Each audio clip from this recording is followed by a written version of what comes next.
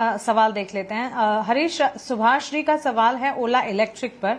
इन्होंने ओला इलेक्ट्रिक के शेयर्स खरीदे हैं 26 रुपए के दाम पर। अब इनकी क्वांटिटी जो है वैसे तो 30,000 लिखी है। अब अगर ये सही है तो करीब 8 लाख का निवेश ओला इलेक्ट्रिक में इन्होंने किया है, लेकिन अगर 3,000 शेयर्स ही है और ये क्वांटिटी गलत लिखी है हमारे सिस्टम में, तो फिर 1 लाख करीब 1,78,000 तक की इन्होंने निवेश किए हैं। नुकसान है क्योंकि बड़ी मात्रा की खरीद है। क्या राय होगी ओला इलेक्ट्रिक के स्टॉक पर? देखिए मानसी जी, बिल्कुल यहाँ पे टेक्निकली तो ज़्यादा बड़ा सजेशन नहीं दे पाऊंगा, लेकिन अगर गौरांग सर अगर फंडामेंटली इसमें कुछ अप्रोच दे सके तो बेहतर रहेगा, क्योंकि हमने देखा है कि लगातार स्टॉक में करेक्टिव फेज भी देखने मिल रहे हैं, तो कोई भी उछाल टिक नहीं पा रहा है स्टॉक में। तो मुझे लग रहा है कि इसमें ज़्यादा बेहतर रहेगा कि थोड़ा फंडामेंटल अप्रोच के साथ ही इसमें डील किया तो बेहतर रहेगा इस स्टॉक में। जी जी बिल्कुल हरीश जी। गौरांग सर, फंडामेंटल्स की जहां बात चली है, वैसे अगर देखा जाए तो कंपनी के लिए नेगेटिव ट्रिगर्स कई है। लो इंटरेस्ट कवरेज रेशियो है, प्रमोटर होल्डिंग भी डिक्रीज होती दिखी ओवर लास्ट क्वार्टर। पॉजिटिव्स में सिर्फ कंपनी ने डेट रिडक्शन किया है। फंडामेंटली क्या आप इस कंपनी को रीड करते हैं, और अगर तो कोई अगर एडवाइस बन रही है ओला इलेक्ट्रिक पर?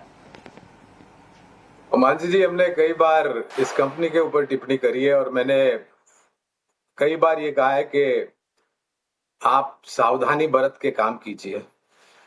इसका इसका आईपीओ मेरे ख्याल से 75 या 76 पर आया था, मुझे ठीक से याद नहीं है, अनुमान लगा रहा हूं। और जब आईपीओ आया था मानसी जी, तब आईपीओ नोट द्वारा हमने निवेश की राय दी थी लंबी अवधि के लिए। आईपीओ लिस्ट हुआ, लिस्टिंग समय भी हमने हमारे चैनल लिटिना स्वदेश और सहयोगी चैनल लिटिना पर टिप्पणी करी थी। लिस्टिंग के बाद ये करीबन 150 तक गया था मेरे ख्याल से, और उसके पश्चात निरंतर नीचे के तरफ के दायरे, और सभी प्रकार के लोगों को, चाहे वो कारोबारी हो या निवेशक हो, नुकसान ही नुकसान हुआ है। अपने सर्विस सेंटर्स की संख्या कम कर रहे हैं। पहले बढ़ाने की बात कर रहे थे, अब कम करने, ये दोगलापन जो है मैं उसकी बात कर रहा हूं। कुछ दिनों पहले इनके टॉप मैनेजमेंट के ऊपर मेरे ख्याल से कुछ वारंट इश्यू हुए थे, और कोर्ट ने वो मेरे ख्याल से वारंट खारिज किए, तो स्टॉक ऊपर गया। ये भी कोई खबर नहीं है कि शेयर का भाव ऊपर जाए, बुनियादी दर के आधार पर ऊपर जाना चाहिए। शिकायत अगर आप देखें मानसी जी कंज्यूमर कोर्ट में, तो एक बार मैंने पढ़ा था 10,000 से ज्यादा शिकायतें हैं कंज्यूमर्स की।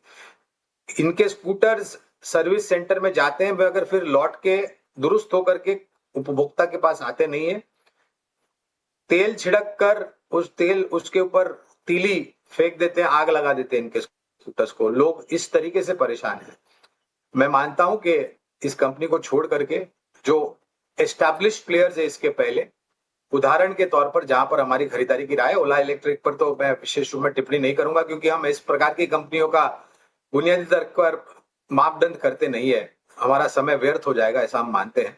तो एस्टैब्लिश प्लेयर्स में बजाज ऑटो है, हीरो मोटोकॉर्प है, टीवीएस मोटर्स है, आप इन सब पर ध्यान देते तो ज्यादा उचित होगा। भाव कम है और 3,000 या 30,000 शेयर ले लिए, और ये आप अगर तर्क लगाते हैं कि आपको मुनाफा होगा, तो ये सबसे बड़ा जोखिम है आपकी सेहत के लिए और आपकी पूंजी के लिए, आपकी नींद के लिए और आपके स्वास्थ्य के लिए।